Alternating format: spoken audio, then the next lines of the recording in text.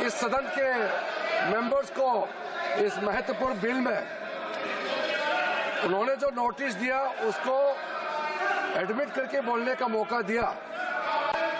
सबसे पहले तो मैं इनका नोटिस क्यों स्टैंड नहीं करते हैं और जो भी पॉइंट्स उन्होंने यहां ऑब्जेक्शन के तौर पर रेज किया यहां उसको एडमिट क्यों नहीं करना चाहिए, मैं संक्षेप में बताना चाहता हूं। उसके बाद जितने भी इश्यूज आज यहां उठाए गए हैं उसको मैं आपके अनुमति से विस्तार से एक एक पॉइंट का मैं जवाब देना चाहूंगा। और मैं ये मानता हूं, विश्वास है कि मेरे बात को ध्यान से सुनने के बाद अंत में इन्होंने जो भी आशंकाएं व्यक्त किए हैं या गलत तरीके से यहां बातें बताया गया है, सब चीज को मैं दूर करूंगा। और मैं सिर्फ उम्मीद ही नहीं, यकीन है कि इस बिल के बारे में सब कुछ जानकारी प्राप्त करने के बाद इस हाउस के जितने मेंबर्स हैं सब इस बिल को समर्थन जरूर करेंगे। सबसे पहले अध्यक्ष महोदय जी, इन्होंने कॉम्पिटेंसी का मुद्दा यहां उठाया। मैं पूरे जिम्मेदारी के साथ आपके माध्यम से सदन को बताना चाहता हूं, इस बिल में जो भी प्रावधान है आर्टिकल 25 से लेकर के 30 तक किसी रिलीजियस बॉडी का जो फ्रीडम है उसमें कोई हस्तक्षेप नहीं किया जा रहा है, ना ही संविधान का किसी भी अनुच्छेद का इसमें उल्लंघन किया गया है। और अब सुप्रीम कोर्ट का एक केस का मैं हवाला देना चाहूंगा, Brahmachari versus state of west Bengal.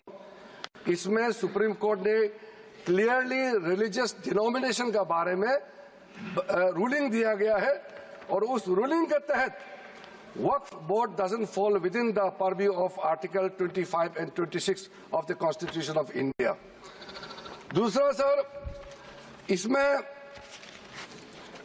हमने जो ब्रॉड बेस किया है, किसी का हक छीनना तो बात छोड़ दीजिए, जिनको हक नहीं मिला है उनको हक देने के लिए ये बिल लाया गया है। इसमें महिलाओं के लिए, बच्चों के लिए और मुसलमान समाज में जो पिछड़े हैं, जिसको आज तक कभी मौका नहीं मिला, जिसको दबा के रखा हुआ है, उनको जगह देने के लिए ये बिल लाया गया है। और सर, संविधान के कंकरेंस लिस्ट एंट्री नंबर 10 और 28 में आज के जो विषय हम लोग चर्चा कर रहे हैं वो एंट्री 10 और एंट्री 28 में ये कंकरेंस लिस्ट में है। इसलिए ये पूरा लेजिस्लेटिव कॉम्पिटेंस इस सदन के पास है, भारत सरकार के पास है इस सदन में ये बिल पेश करने का। अध्यक्ष महोदय जी, जैसे मैंने कहा है, सबका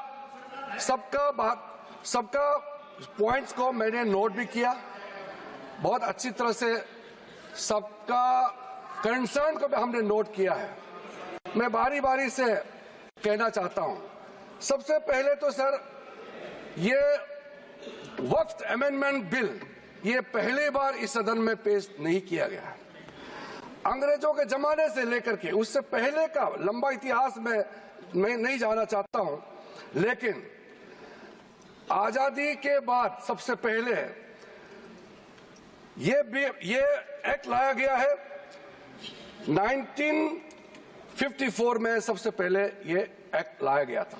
उसके बाद कई अमेंडमेंट हुए सर, काफी अमेंडमेंट होने के बाद मैं पूरा इतिहास में नहीं जा रहा हूं, लेकिन जो अमेंडमेंट आज हम लाने जा रहे हैं इस सदन में वो वक्फ एक्ट 1995, जिसको 2013 में अमेंडमेंट ला करके इस पूरा जो वक्त का पर्पस, इंटेंशन और जिसके उम्मीद में लोगों का सालों तक था कि इस अमेंडमेंट जो लाया इससे कुछ फायदा मिलेगा, उसको उल्टा करके 2013 में ऐसा प्रावधान डाला गया था जिसके वजह से आज ये अमेंडमेंट लेकर के हमको यहां सदन में आना पड़ रहा है।